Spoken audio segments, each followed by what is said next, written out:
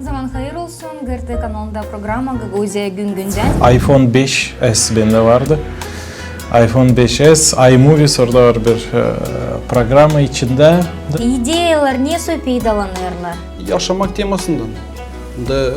Bundan hem Allah'ın lafından bile ben söyledim o videoda hani insan dillen kahırlansın hani böyle korukla Nalam verilsin Allah'ın eline Allah'a yardım edecek geçmeye bile zor yılladı. Kimiz biz üretmeye kimisiydi.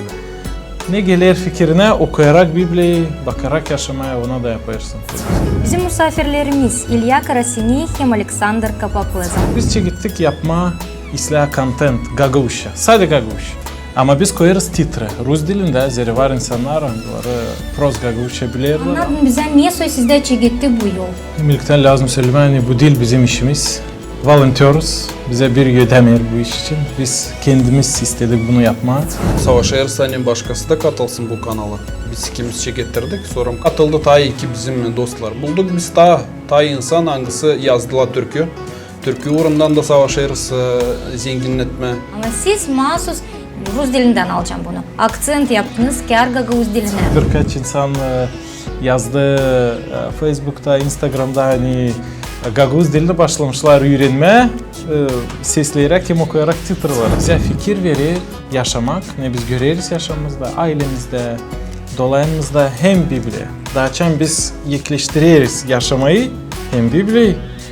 O zaman biz göreriz çok yeni işler. Böyle aldığımda biz büyük adam değiliz. Biz filozof değiliz, pek de fikirli değiliz. Ne biz varınca verelim başka insanlara. Kimiz biz üretmeye, kimisiydi. Milyonlarca insan hepsi ister kendi fikirlerini söylemeye.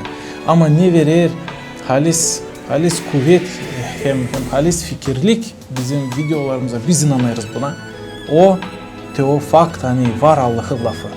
Ve insan sesleyerek bunu o anlar hani bu değil sadece bu çocuğun lafı, bu Allah'ın lafı. Halis derinlik verir bize hani biz okuyarız Allah'ın lafını da bağlarız diveç işleri Biblia'dan, Evangelia'dan yaşamaya.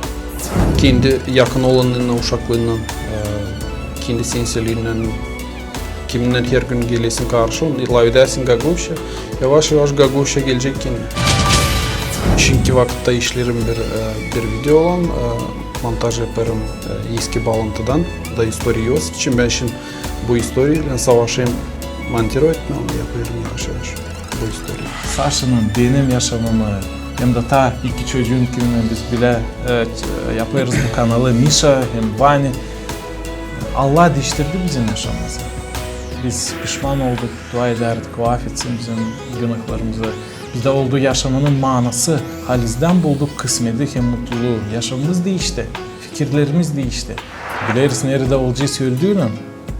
Göklerden mi, cehennemden mi? Biblia verir cevap. Bu zor sorular. Zor sorular ama Biblia'da var cevap. Sizde de sızıntı bitmeyecek ama hep o kadar daha iyi, daha çok olacak video ileri doğru da. İyi başarılar size. Sağ olasınız.